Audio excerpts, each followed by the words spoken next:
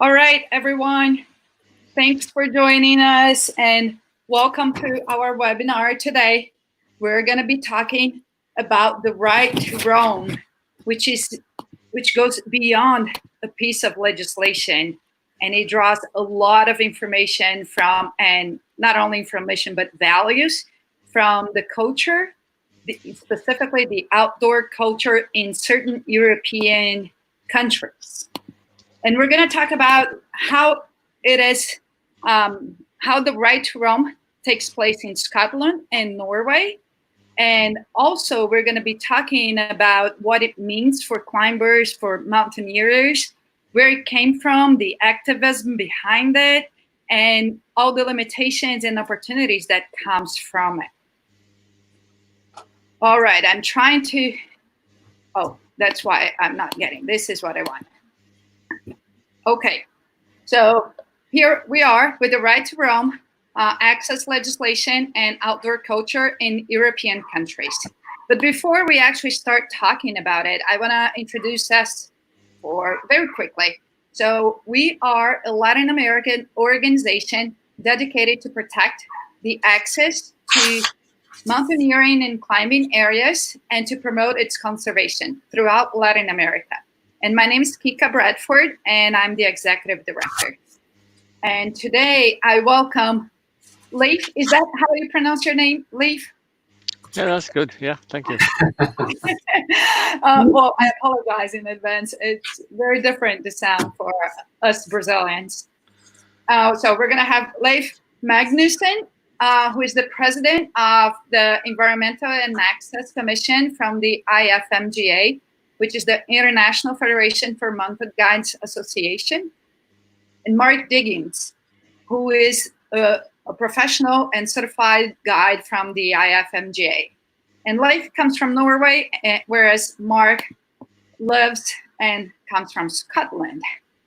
So just to introduce our guests today, Leif, and I love the way Leif introduced himself on email. So he says he's the results of school board outdoor adventures in full-time rock climbing. Oh my God, I really wanted to have like a full-time rock climbing job myself. And he managed to set up some big walls. Easy just to sell everything. Oh, that is true. Well, I actually worked as a guide a while back, but not anymore. A little bit from what happened with you, a lot of injuries. But anyway, well, Leif also had the opportunity to set up some big walls in Norway. He has an adventure company. He's a certified mountain guide since 1993. And now he works with education, higher education, with leadership and teamwork. And he's now the president of the Norwegian Mountain Guides Association. And as I mentioned before, the IFMGA Environmental Sustainable Access Committee. And Mark, he has been a guide for over 30 years, and he has worked throughout the globe in wilderness and mountain environments. I also want to do that. Well, not necessarily work, but I do want to go to these wilderness and mountain environments. He's a member of the IFMGA board, and he focuses on standards, collaboration, quality, and the environment with many different parts of the world. He's focused, as I mentioned before as well, like in Scotland. He has worked in the Scottish Highlands, starting out as an outdoor instructor in the National Outdoors Training Center in the Cairngorms. And I'm sorry if I pronounced it incorrectly. Doing great. Nice. And now he's the coordinator of the Scottish Avalanche Services, which enables him to actually go out more and enjoy, for both work and pleasure, the outdoors. So thank you guys very much for joining us in this webinar. And I'm going to start today with a film that was produced by Patagonia and talks about the right to roam in Scotland. So let me bring it over here. And it gives us an overview of what the right to roam in Scotland is. The Scottish Outdoor Access Code is probably the most progressive in the world. But if you look at our land ownership, it's probably the most regressive in the world. So it's probably born out of not being able to own and access land. And that's, that is really cultural. That you can go really deep and far back into that, how the land was divided between, clans, and even like back to Gaels and Picts and Vikings and the Irish and stuff. You can go really deep into that. A lot of people respect you do have the right to roam. There is, it's kind of that, notion that Scotland has no trespassing laws. I am free to do as I wish. And that's a really nice sort of liberty to have. In Scotland, nearly every square foot of land is privately owned by a small fraction of the population. Because of this imbalance and the Scots' persistent dedication to freedom, the Scottish Outdoor Access Code was written into law in 2003, which granted public access to private land for recreational and educational purposes.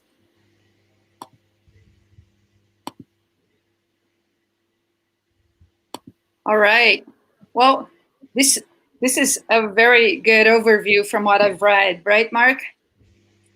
Yeah, it's obviously related to Scotland, but I think the same story can be told for the whole of the United Kingdom. So every single piece of land is owned by somebody, and whether it's industrialists, whether it's royal family, or whether it's landowners that have inherited the land from the past. So they have probably every single centimeter of ground from the valleys to the mountaintops is owned by somebody. And so that really is the basis of the fight, if you like, for the freedom to roam in the mountains. That's very challenging to have almost an entire country, or even beyond the single country, to have in the hands of somebody. Exactly. And so over 100 years ago, it started. So in about the 1890s, in Britain was very, very industrial. There was a lot of pollution, if you like, in the cities down in England, around the central area of Manchester and all those other big cities. And so there was a great desire for people to go walking. And so they went walking into the hills and mountains outside the cities, because that was their way of escaping pollution and a way of just getting away from the stresses of life and to go into a pristine and more open environment. And so, but of course, whenever they went into those places, they were trespassing. So they were going on land which didn't belong to them. And this then brought out some sort of confrontations. In 1890s, there was already somebody from Scotland was trying to, within Parliament, was trying to get laws to change so that people had access to the mountains. But that didn't really happen for many, many years. And from 1898 right into 1914, before the First World War, they were trying to get legislation passed so people could have the freedom to go outside. And really, that was not successful. It only really became successful after the First World War, in around 1936, when again there were many, many more people wanting to go out into the hills, and there was something called the Kinder Trespass, and it was in 1936. 400 walkers walked out onto the hills, away from the cities of Manchester, and they were confronted by the landowners and the bailiffs and the sort of gamekeepers who managed the land. And there was fights and quite a lot of violence. And many of those people, those activists at that time, were arrested and put in jail. And there was a massive national outcry because these people who just wanted to exercise their rights, they were stopped. It was stopped. And this really, over 100 years ago, activists were wanting to pursue the right to roam freely. And so really it's over 100 years ago to this day. In fact, over 100 years to the legislation of right to roam. That's how long it took to get to that point. So it has a deep history. So that was in that was in England, and really now there has been steps leading toward in 2003, when the Scottish Parliament was created, and it was slightly separated from the UK government. One of the very first things that the Scottish Parliament did was create the right to roam. And that was the most fantastic thing that is done. And as mountain guides, and as Lauren said in the movie, it is amazing to have that freedom to go into the mountains and to enjoy the outdoors. And later, of course, we could talk about what that means, the right to roam, what the responsibilities are. But that really is a brief, very, very brief story of where we are, where we got to today. Wow. I can imagine having that freedom. Over here in Brazil, we don't have that. Private property has a very huge, they have power. Like they can do pretty much whatever they want. And I think in Norway, it's also very different, because it also has the right to roam, and it has even like this word. Oh, I'm sorry. That says that means every man's right. Yeah, or layman's right, maybe. So, but it's every man's right. That's a direct translation, and I think this goes also for women. So basically, it was it's a tradition that went into law in 1957. That means that you have the freedom to travel, to stay, and to harvest while traveling in nature, also on private lands. However, there are some limitations to it, that you can't sort of stay if the house or the cabin is habited by people. So then you can't stay and camp there. So you have to stay camping 150 meters from the nearest cabin. So there is some restrictions on it. But basically, this is also caused by the topography of Norway, because like more than 37% of Norway is forest, 50% is lakes and mountains, and it's quite a rugged coastline, which is 100,000 kilometers long if you count also the islets. So there's a lot of access to the ocean at the same time. So we are in the if you look at the globe, we are sort of far north, and we look down on Europe. And a part of that is that when we had the Black Plague, sort of all nobility or nobles were sort of wiped out. We were far from the governing Denmark and the king in Denmark. So that means that every man in Norway basically got his own small farm. So that means that also that we didn't go into feudalism in the 17, 1800s. So people have been free in Norway, more or less. There's been some ownership, but not major in a way.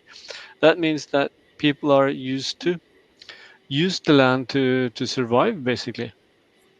So you go to the mountains in summer to harvest, to hunt, to fish.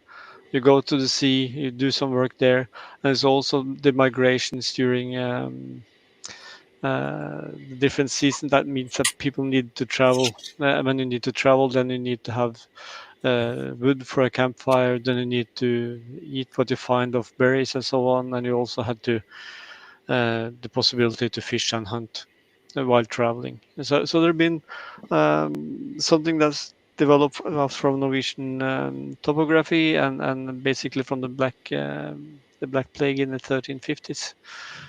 And since then, Norway has been very difficult to rule, so to speak, because the distances are far, and it's very and you don't have these things on the 1800s, which we had in Sweden and Denmark, where the king had this small army riding around, because it didn't work that way, because Norway was so difficult to travel in. So it was very hard to control. And that is what we sort of bring with us into the Norwegian outdoor ethics of today, that you have the right to still to move around with some precaution, but that's sort of things that's in law. So that means that you can always go freely on foot and on skis, so as long as it is not motorized. You can pick up berries, mushrooms in the forest, and you can harvest while traveling. And but you have to do it in a kind, leave no trace way. That's important. If you don't do that, so the landowners will sort of be coming after you, because that's sort of a violation of the rights. And you can't not go also into farming areas, cropped areas, gardens, and so on. That's restricted. So that basically, in short, is the situation for the freedom to roam in Norway. And then again, if you go into the climbing ethics, which we probably do later on, then we had inherited a lot from the British lords coming to Norway, climbing in the 1890s, seeking the wilderness and the romanticism of the 1880s, 1890s. So. Nice.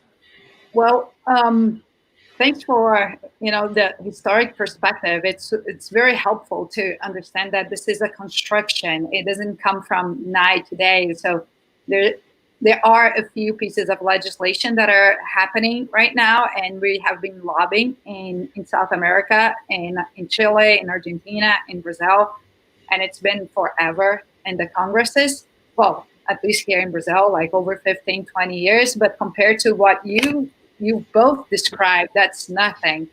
That's kind of yesterday. So it's good to know that it takes a while and it takes persistence to actually get there.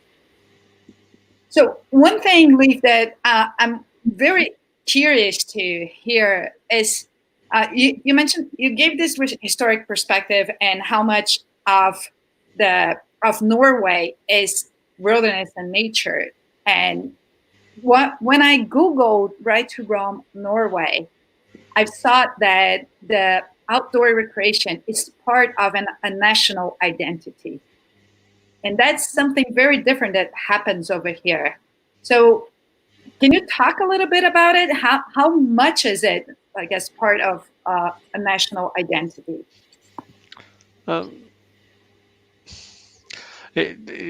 Sometimes you can sort of be a little bit say that it doesn't go for all Norwegians.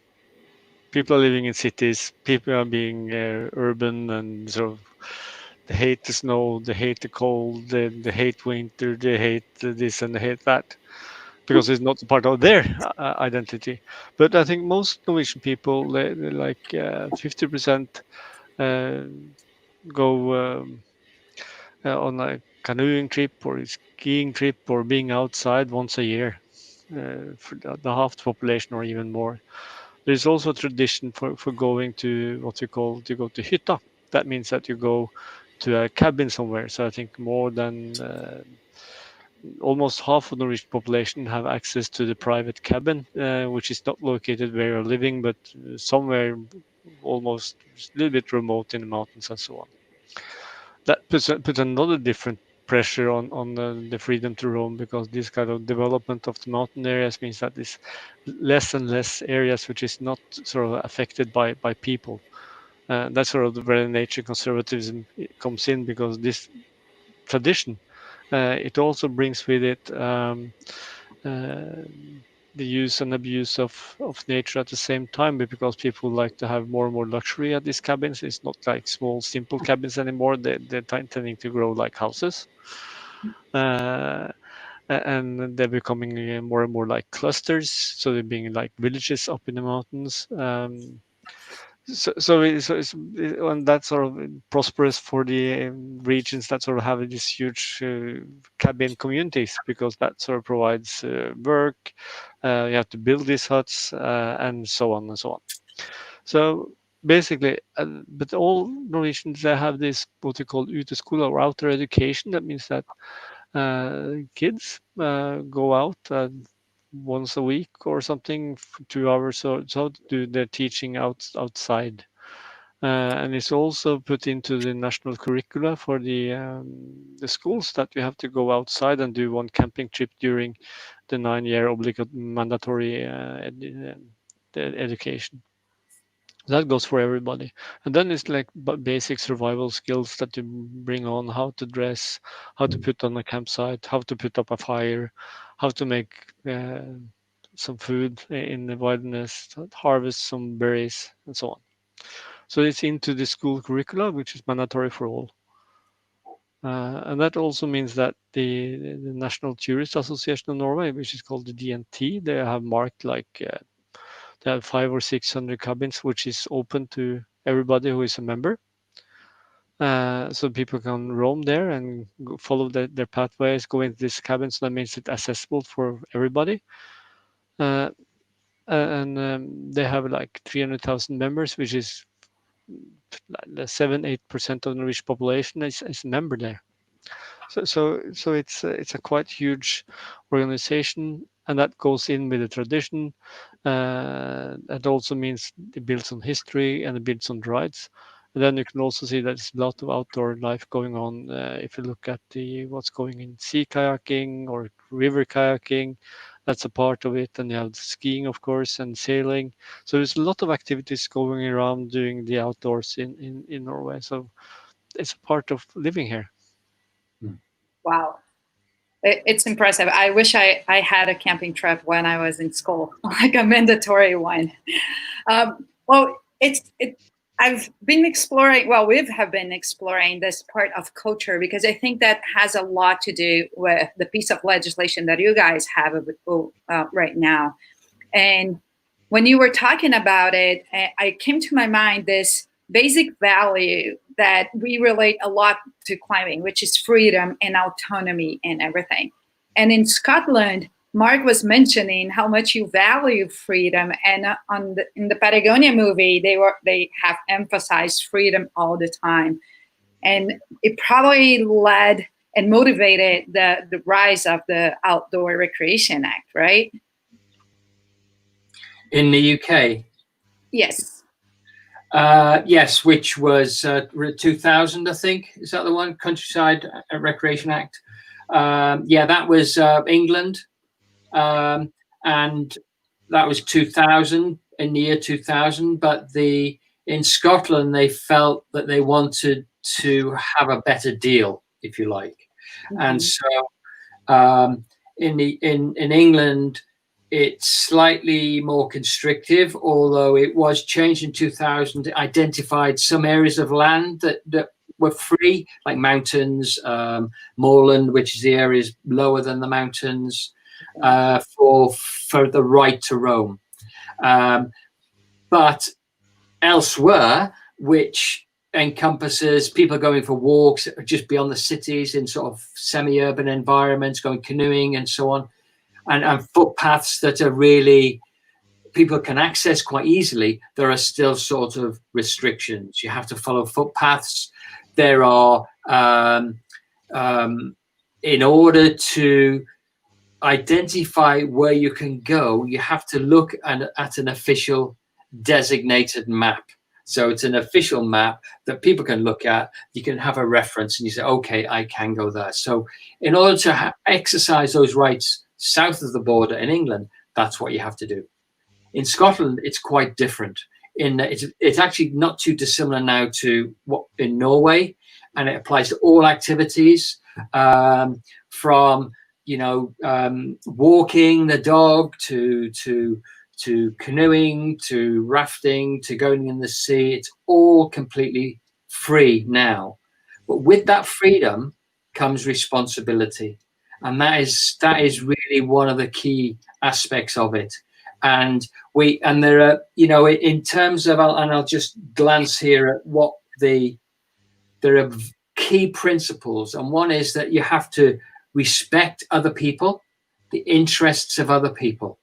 You have to care for the environment. And you have to take responsibility for your own actions. And I think this responsibility for your own actions is one of the excuses that landowners always have. It's in terms of liability. right? So if someone has an accident or we have an accident, then we will be fined. So therefore, we're not going to allow anybody on our land because we will be penalised for their actions. And so that's a really important part of the right to roam in Scotland, in that that's really quite clear. So, for instance, a climber or people doing a sort of adventure activity, in law, they would be seen as somebody who voluntarily carries out that activity on their own risk, and therefore that would not be. They can try in law to say, look, I got hurt because I was on a cliff that belonged to someone else's land. They can try in law, but in law it would never get through, because the judges would say, no, that is not the case. And so that's really quite important.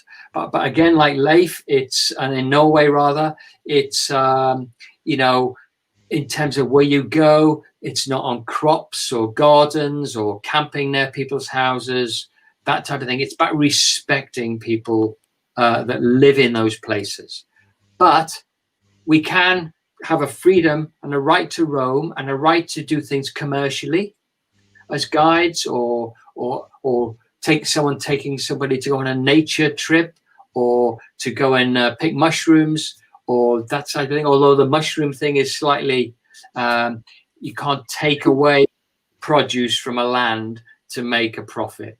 So there are some, but mostly it's very, very similar to the situation that is in Norway.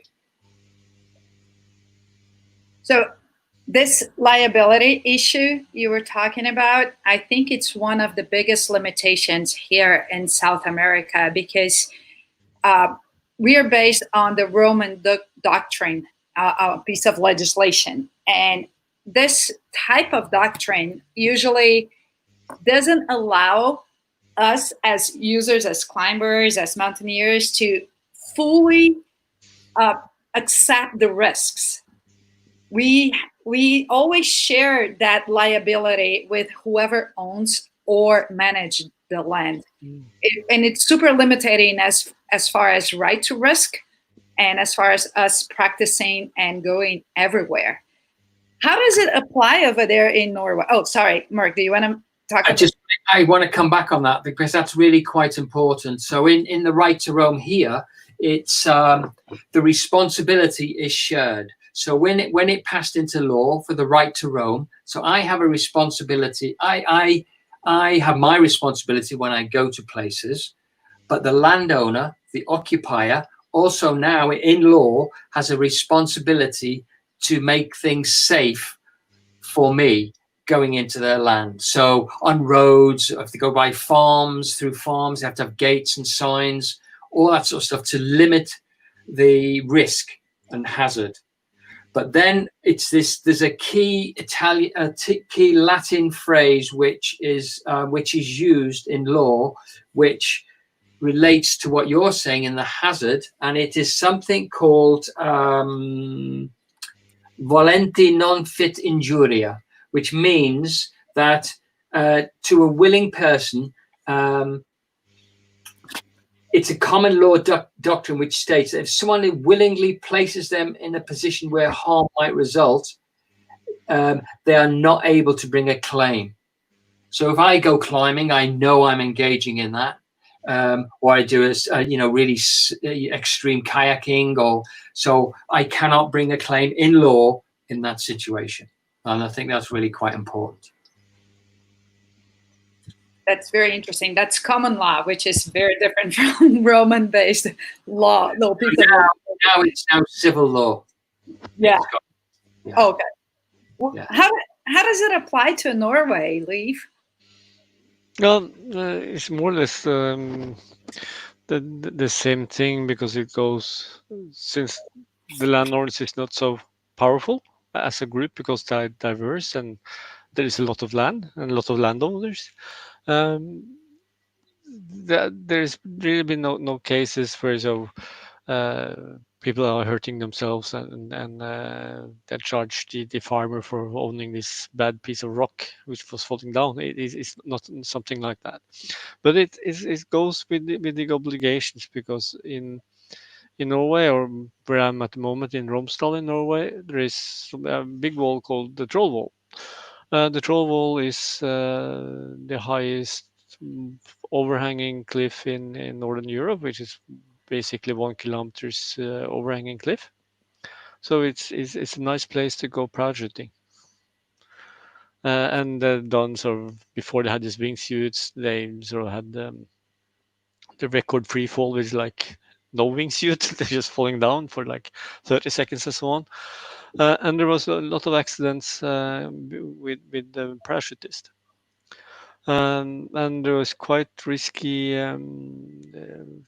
because the rock is quite loose. It's not solid ground. It's not Yosemite. It's more wild.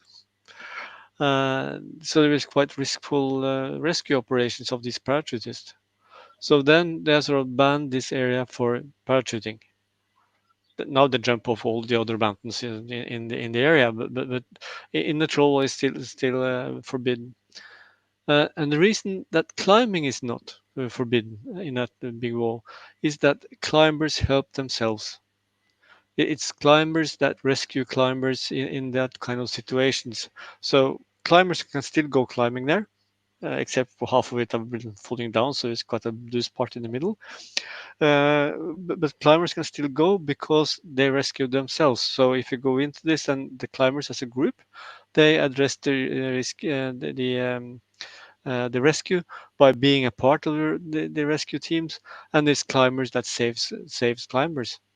So in a way, it's parallel, but it's a part of the obligation that you have. And you should also, when you go into the winter mountains, and you should sort of keep the equipment that sort of make you safe for a day or two, just digging into the snow and staying in the snow if the winter storm is coming. So we have a responsibility, and recklessness, where you, against all odds, set other people's lives in danger when they come to rescue for you. That can make you be charged for the rescue. It hasn't happened, but they're threatening about it. Interesting. It's funny how the right to risk, the right to access, and everything in our own culture, climbing culture, it all comes together to reinforce such a legislation. Well, both of you mentioned the responsibilities that comes with this freedom, that comes with this right. One thing that came to my mind was that who is actually responsible for maintaining and preventing, actually maintaining the paths, and also promoting the management, so there's not much erosion or impacts from climbers and hikers going around. Well,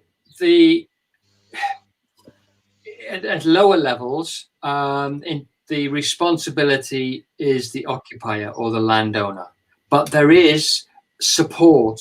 So within the legislation, there's for the right to roam, there is support for both parties, the person that is going out, but also the person whose land they are crossing. So there is support, some money, and a forum that helps people, helps landowners and people going into the outdoors.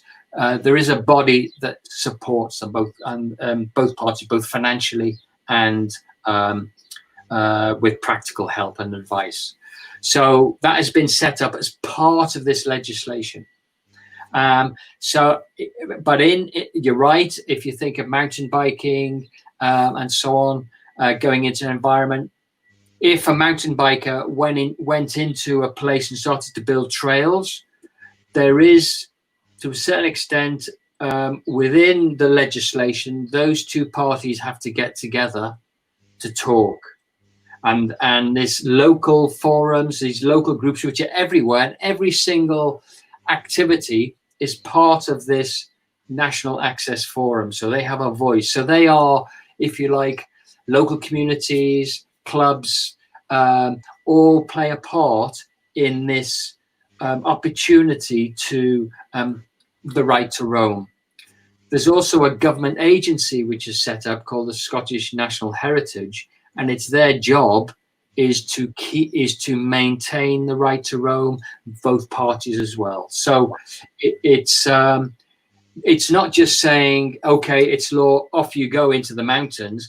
It's been really carefully thought out to support both parties. And I think that's really quite important, because therefore it really helps when there's cooperation between both.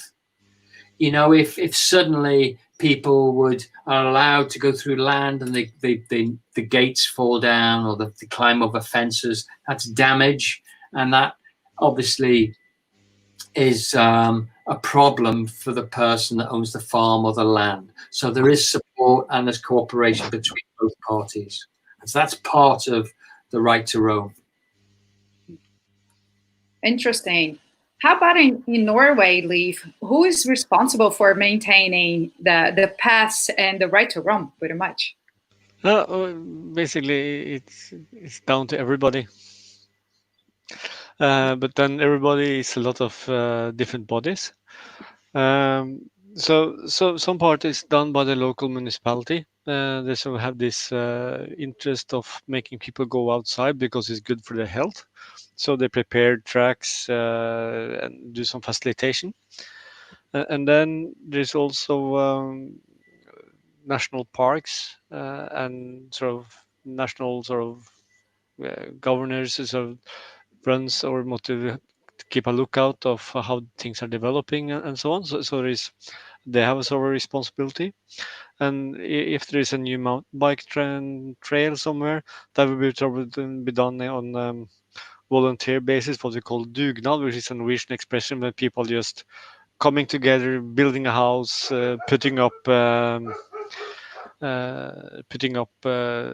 new pathway or something. That is something that the community do together. So they also have sort of a share and ownership in it. And the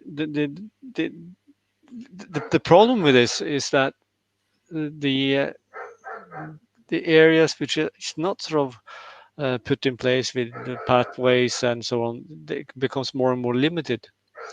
And it's also this Norway is quite a rich country, so there is a lot of surplus from bank activities and investment companies that they sort of put this into their sort of social responsibility portfolio, and they divide money into different projects. And they would like to have a project that's sort of visual. That we sponsor this pathway, so it has to be like a solid pathway, and they import.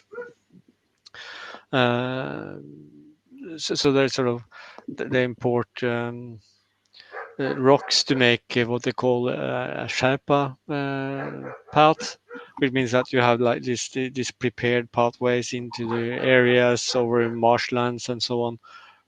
And that means that there's less and less areas where people can go out in the mountains and learn without having every step marked in advance.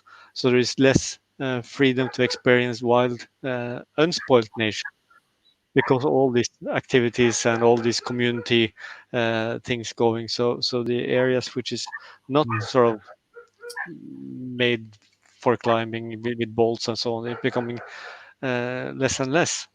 And that's going into the climbing society, because they also get funding for bolts. And that means that they bolt up a lot of crags, which make the outdoor crag look more and more like the indoor crag. And also the ethical side of the indoor crag, that like no one should die while climbing. And 20 years ago, that kind of statement was hilarious, but now it's becoming more and more truth, and people know that that was sort of a dangerous passage. This loose rock, we remove the rock, put in a bolt, and that's a different part of logic, and that also goes into the areas where there's no bolts, where there's no pathways, become less and less. So the free space, where nature is like it always have been, is becoming less and less. Wow. Interesting, because, well, I think that's a a trend that we've been seeing in many different places of the world. The wilderness are shrinking. People are trying to get more comfortable where they're going. Therefore, the huts that you were mentioning in the beginning, and or even these paths with like very strict and defined paths. It's very different from what usually I want to go into the mountains. That I'm looking for adventure. I'm actually looking for wilderness. But I actually never thought about it in connection with a right to roam piece of legislation. How is in Scotland, Mark? Does that have a connection with more people getting into the wilderness and actually changing the way and the profile of users? No, I think if the number of people that go into the outdoors actually is a huge number, but only a very small percentage of them will be going into the mountaintops. The greatest number of people are just on the periphery of cities and so on. So I think I saw there was some figures somewhere. Well, basically we have in Britain 269 million people go out into the outdoors, go walking. 269 people. So that is 269 million people. That's people walking with dogs, all that stuff. So probably of that number, 50% will be walking their dogs, right? So that's still classed as going in the outdoors, but that's where most of the impact will be. And as you get more and more into the places that we're more familiar with, that percentage will drop. So I would say probably with that number, we're talking around 5% will be going into the higher places. But it is seen as, so people will drive a car, they'll walk, to a lovely location, which takes an hour. And that has opened up tourism massively in Scotland. And as Leif was saying, for them, it's constructed paths. The landowners support that. But of course, it has massive benefits for income for a country.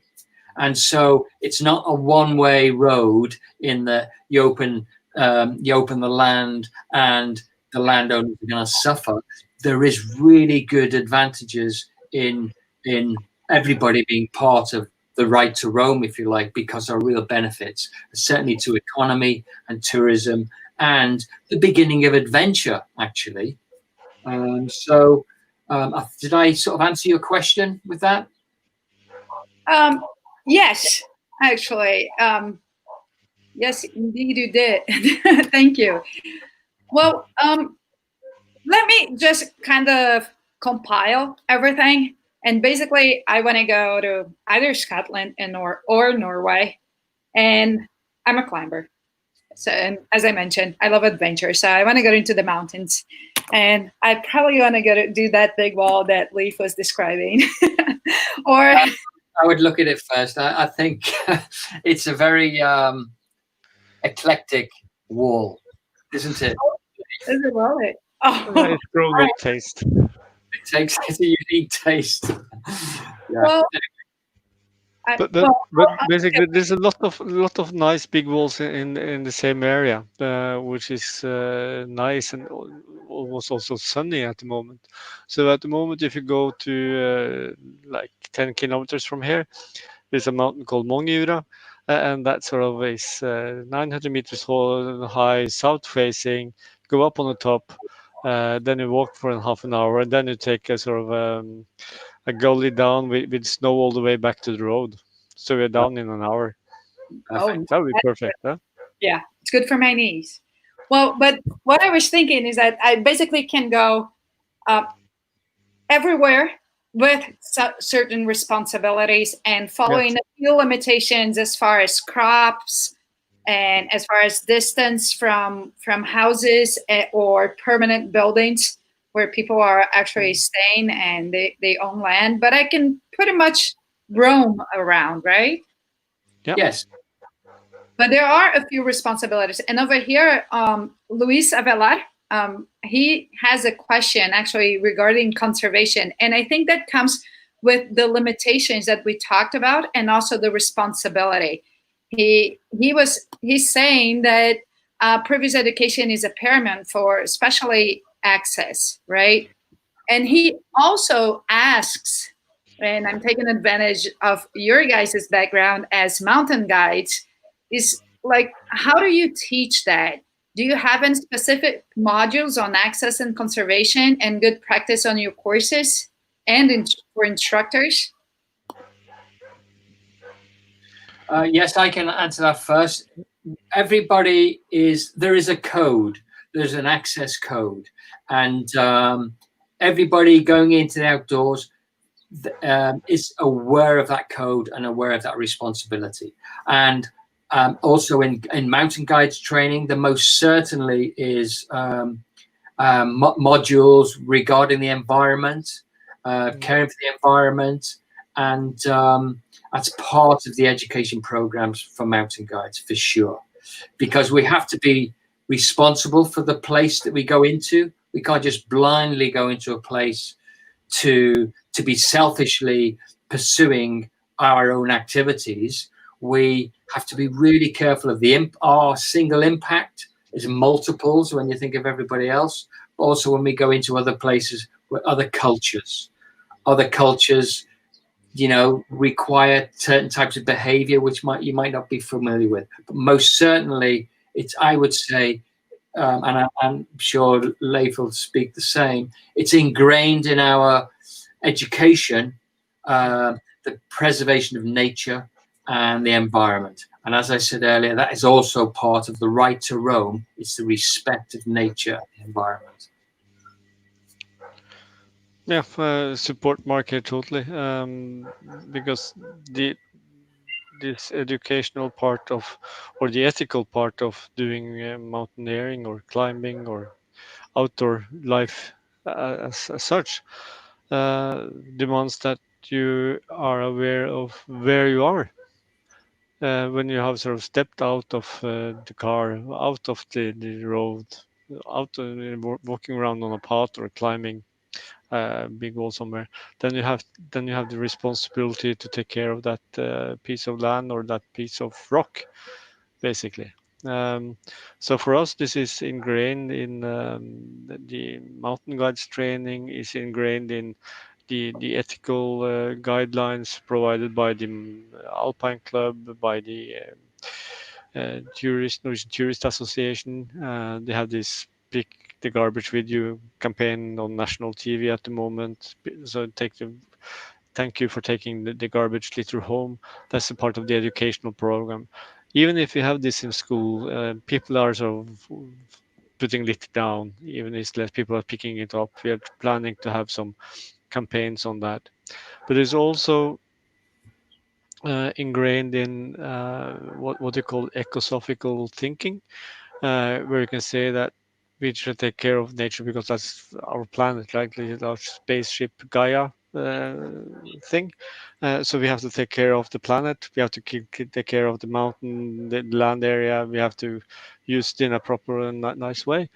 And that one philosopher of called Nils Forlund, he says that nature is the true home of culture. So that means that he places culture into nature and not the other way around. So nature is not something that usually just try to make it. Well, I'm not happy with nature, so I make this perfect French Renaissance garden. So you don't, because nature is not perfect, and you have to accept that because nature is what it is. So everything is ingrained in structure training. It's ingrained when you do these hikes in school. It's more or less totally integrated in the guides training in Norway and the most of the IFMJ countries also. So we are very much aware of where you are. If you don't see that I'm out climbing in the mountains, I'm not in a Soraya climb boutique somewhere.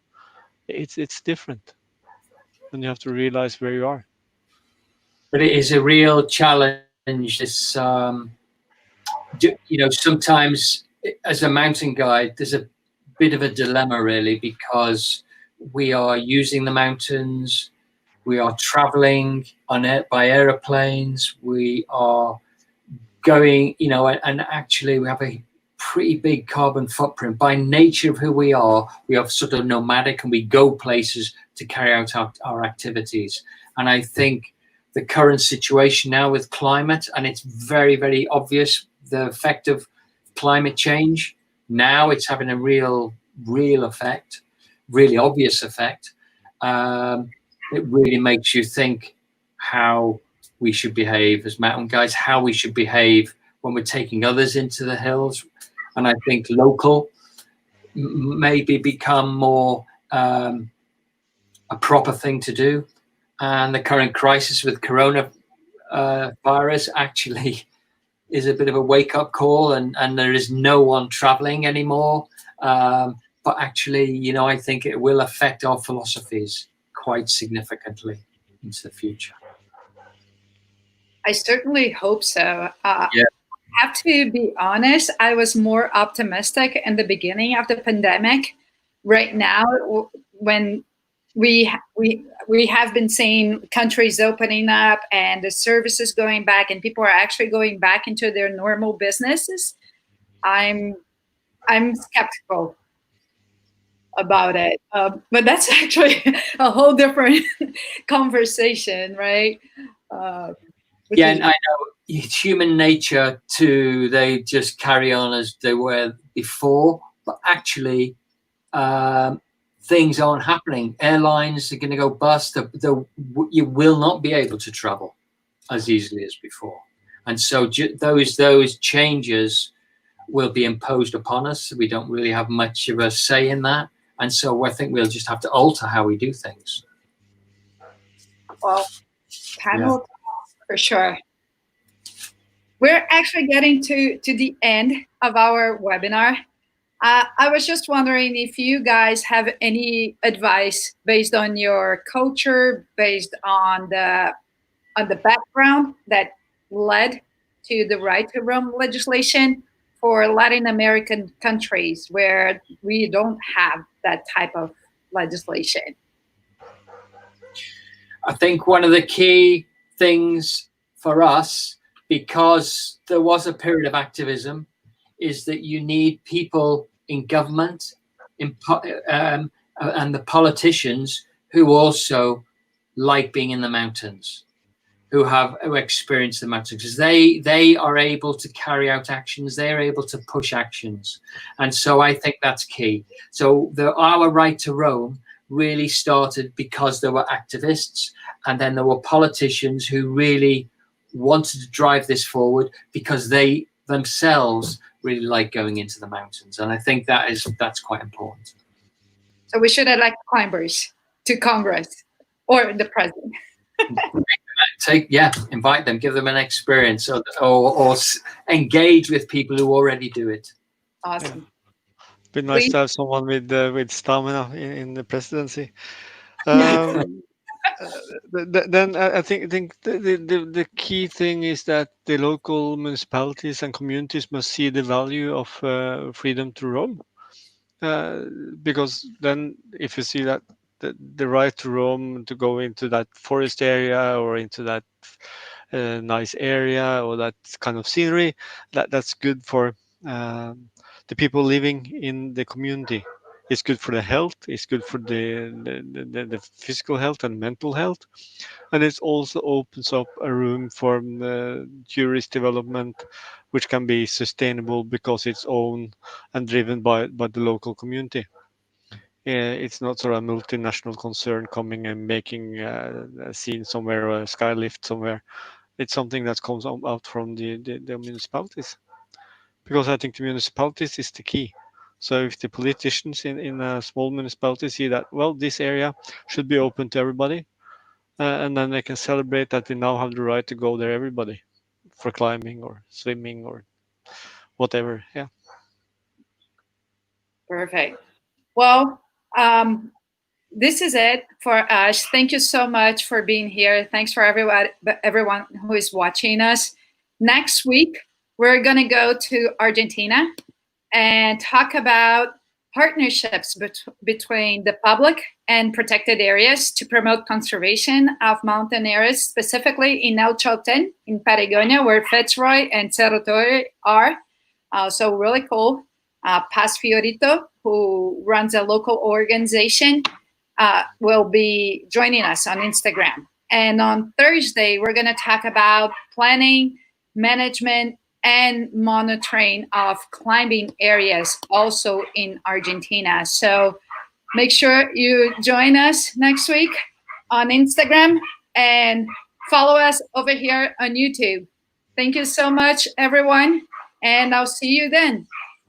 Okay. Bye-bye. Thank you. Bye. Thank you very much. Bye-bye.